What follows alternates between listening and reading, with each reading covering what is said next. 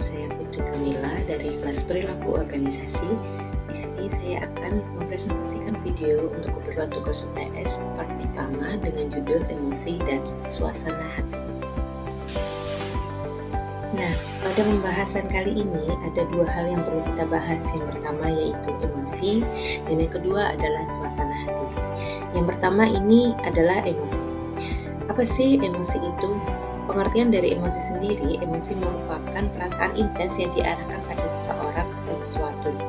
Nah, perasaan intens pada seseorang ini tentunya keluar disebabkan oleh suatu hal. Nah, seperti yang telah kita bahas, ahli perilaku organisasi telah menemukan bahwa emosi dapat menjadi hal yang penting bagi tempat kerja yang berfungsi secara efektif. Rasa emosi ini tidak hanya menyebabkan hal yang negatif saja, tapi tentunya hal yang positif juga disebabkan oleh emosi. Selanjutnya yang kedua yang akan kita bahas yaitu suasana hati. Nah, suasana hati ini merupakan perasaan yang kurang intens dibandingkan dengan emosi dan seringkali muncul tanpa sesuatu yang spesifik atau peristiwa yang spesifik sebagai stimulus munculnya suasana hati. Nah, perbedaannya sendiri dengan emosi itu apa sih? Jadi kalau emosi itu perasaannya lebih intens, dan jika suasana hati itu perasaannya kurang intens. Itu merupakan hal utama yang membedakan antara emosi dan juga suasana hati. Pembahasan selanjutnya yaitu ada macam-macam emosi dasar. Sejumlah penelitian psikologi mencoba mengidentifikasi macam-macam emosi dasar dengan mempelajari ekspresi wajah. Nah, tetapi dalam pendekatan yang dilakukan oleh peneliti ini, beberapa emosi terlalu kompleks untuk secara mudah diekspresikan melalui wajah. Adapun emosi dasar, di antaranya yaitu ada rasa marah, benci, sedih, cemburu, takut, frustasi, ketidaksetujuan, antusiasme pada sesuatu, malu, jijik, terkejut, bahagia, berharap, gembira, suka, dan juga bangga. Nah, berikut hal-hal itu merupakan macam-macam emosi dasar menurut peneliti psikologi. Nah, selanjutnya ada suasana hati dasar. Di sini suasana hati dasar terbagi menjadi dua, yaitu afek positif dan juga afek negatif.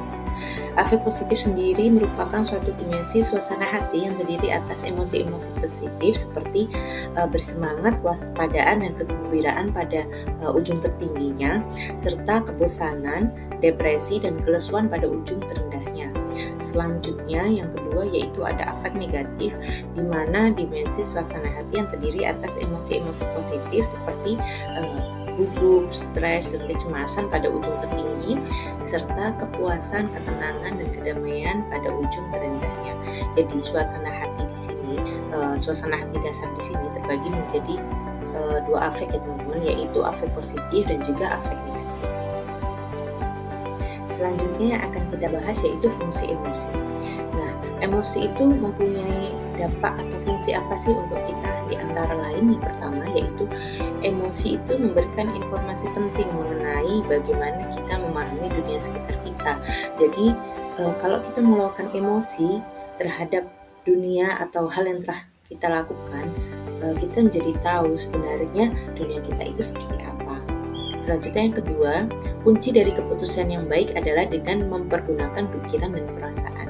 Dengan kontrol emosi yang baik, ketika kita memutuskan sesuatu, maka hal tersebut merupakan kunci dari terbentuknya suatu keputusan. Yang ketiga adalah tentang etika atau etis ya. Orang yang berperilaku etis setidaknya membuat keputusan berdasarkan emosi dan perasaan mereka.